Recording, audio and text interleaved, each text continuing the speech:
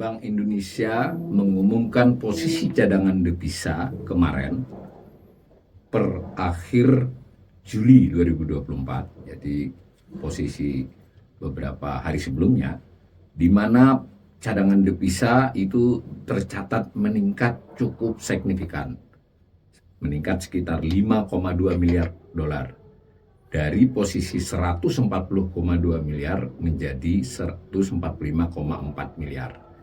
Nah, dalam rilisnya, Bank Indonesia menjelaskan bahwa kenaikan posisi cadangan devisa tersebut terutama karena dua hal. Yang pertama karena penerbitan sukuk global pemerintah, dengan kata lain surat utang pemerintah atau utang pemerintah diterima yang masuk. Dan yang kedua ada penerimaan pajak dan jasa. Nah, Bank Indonesia mengatakan bahwa kondisi ini cukup baik dan ke depan akan menjaga ketahanan eksternal Indonesia. Nah, bagaimana media menanggapi pengumuman cadangan devisa kemarin itu? Puluhan ya yang memberitakan. Kali ini kita lihat beberapa di antaranya. Nah, beberapa media itu umumnya hanya secara straight news memberitakan pengumuman tersebut tentang jumlahnya, posisi sebelumnya, dan beberapa pernyataan dari pejabat Bank Indonesia. Misalnya kita lihat Antara itu memberi judul BI cadangan devisa Indonesia meningkat pada Juli 2024. Kontan.co.id mengatakan cadangan devisa RI meningkat menjadi 145,4 miliar per Juli 2024. Sama ya. Lalu Metro News TV juga dengan judul yang hampir sama. Warta Ekonomi juga menyebut dengan judul yang hampir sama, yang penekanannya adalah posisi cadangan devisa dan mengalami kenaikan. Nah, hampir semuanya ada pbisnews.com, pipa.co.id juga. Nah, Pipa memberi judul dengan mengatakan ini sebabnya. Tetapi ketika kita baca itu hanya mengutip dua kalimat tadi ya tentang utang pemerintah dengan penerimaan jasa, penerimaan pajak pemerintah dari yang berbentuk dolar. Nah, lalu ada yang berita lain dari Antara selain yang di atas tadi.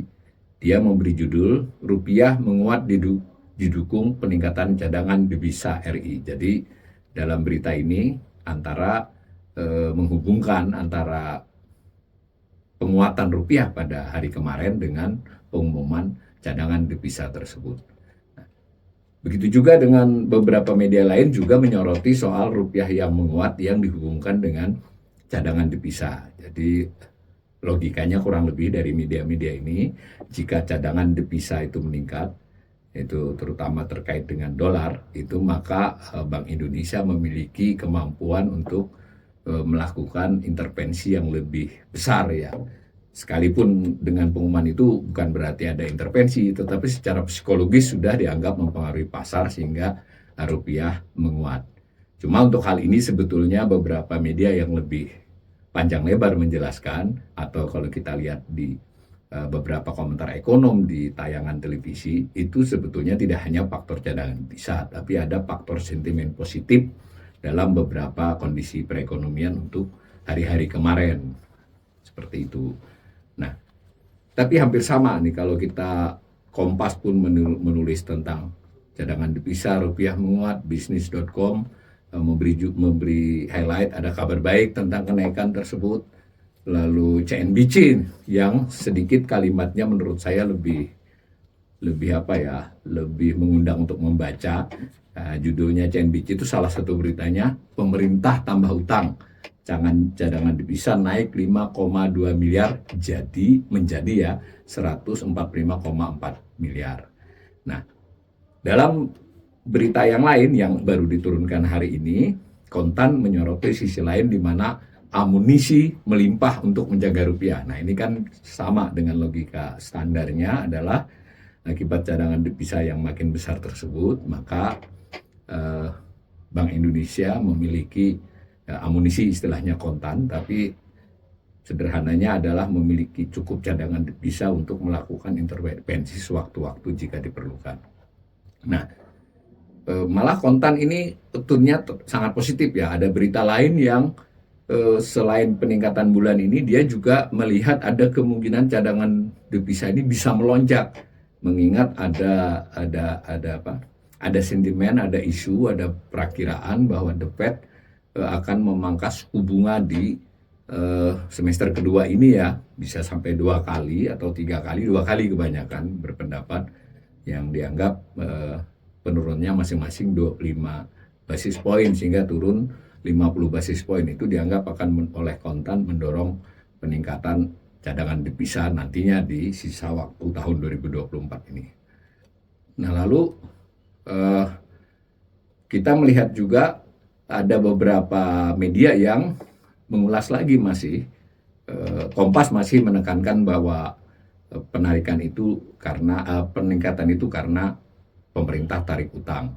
Nah, Bloomberg Technos itu mewawancarai ekonom, nah di mana digali sudut pandang lain ekonom yang dikutip oleh Bloomberg. Silahkan para pembelajar ekonomi nanti cek sendiri.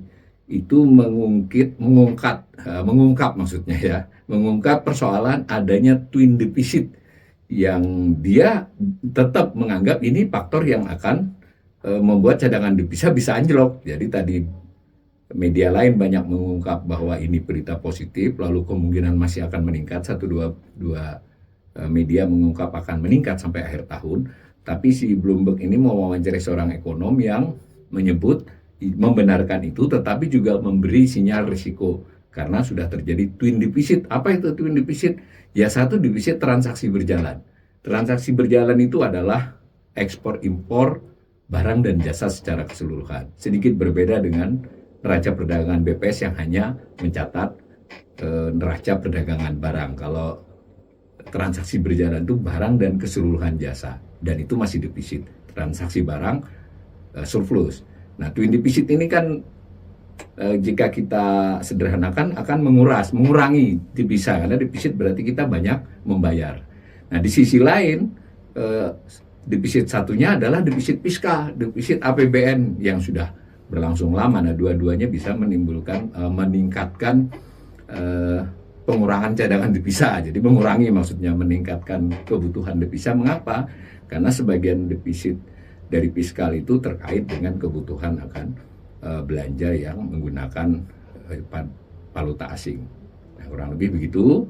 Nah, bagaimana saya sendiri sebagai pembelajar ekonomi melihatnya? Pertama, kita lihat dulu bahwa cadangan devisa ini ya memang 145,14 miliar dolar ini, 145,41 miliar dolar ini memang cukup tinggi ya, tertinggi sejak bulan awal tahun tadi, tetapi masih sedikit lebih rendah dibandingkan akhir tahun lalu yang sempat mencapai 146,38 miliar.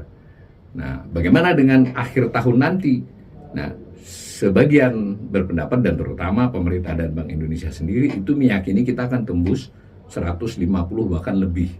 Tetapi saya berpandangan lain bahwa nampaknya berat juga untuk mencapai 150, sehingga sampai akhir tahun nanti mungkin ya di kisaran 145 sampai 150, tidak bisa melampaui 150-nya. Nah, kalau kita tarik panjang selama beberapa tahun terakhir, kita selalu harus ingat bahwa cadangan devisa itu kan adalah cadangan devisa yang dikuasai oleh Bank Indonesia yang antara lain akibat transaksi internasional. Jadi karena kita berjualan barang dan jasa, pada saat bersamaan kita membeli barang dan jasa, itu satu kelompok transaksi. Kelompok lain adalah kita melakukan utang piutang atau menerima investasi. Jadi menerima utang ataupun menerima investasi asing itu menambah cadangan devisa. Dikurangi dengan kita juga harus bukan harus ya, sebagian penduduk Indonesia, pelaku ekonomi Indonesia itu melakukan investasi di luar, dia mengurangi. Nah, semuanya ini disebut transaksi internasional yang dicatat dalam neraca pembayaran internasional. Neraca pembayaran internasional selama beberapa tahun ini, atau kalau kita gali lebih panjang, nampaknya sulit untuk mengalami surplus besar pada tahun ini. Mungkin kalaupun surplus tipis, sehingga dari sisi transaksi dia tidak banyak akan menambah. Itu alasan saya kenapa kita sulit untuk melampaui 150 miliar dolar. Nah, yang diingat lagi 145 ini tidak sepenuhnya karena prestasi kinerja perekonomian. Saya tidak bicara kinerja pemerintah ya, saya bicara kinerja perekonomian. Jadi neraca perdagangan internasional, neraca pembayaran internasional, cadangan devisa itu tidak sepenuhnya, bukan hanya tidak sepenuhnya, peran pemerintah hanya sebagian. Kan toh yang menjadi pelaku adalah eksportir, importir, dan seterusnya. Kita pernah memperoleh tanda petik hadiah, quote and quote, hadiah dari IMF sebesar 6,3 miliar di bulan Agustus tahun 2021. Jadi kita ditambah itu 6,3. Pada waktu itu sempat penjelasan dari Bank Indonesia dan pemerintah itu bukan utang, tapi 1-2 bulan kemudian tanpa ada penjelasan, saya sebagai belajar ekonomi menyoroti ternyata ditaruh sebagai utang, tetapi bukan oleh pemerintah, sebagai Bank Indonesia. Jadi kira-kira tambahan itu posisinya adalah kepemilikan atau penguasaan pemilikan dalam hal ini Bank Indonesia atas cadangan devisa yang diberikan oleh IMF 6,3 miliar. Tapi pada saat yang bersamaan dicatat oleh IMF juga sebagai utang, jadi balance ya.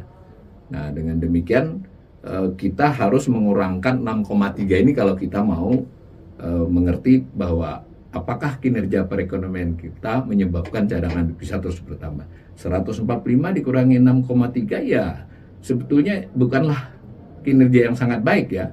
Ini kalau dikurangkan itu kita hanya setara dengan tahun 2020. Jadi tidak terjadi peningkatan. Kalau kita lihat trennya mestinya dari tahun ke tahun secara alamiah dia naik di banyak tahun, ada presentasi kenaikannya, maka selama 4 tahun terakhir, 5 tahun terakhir ini kenaikan itu lamban.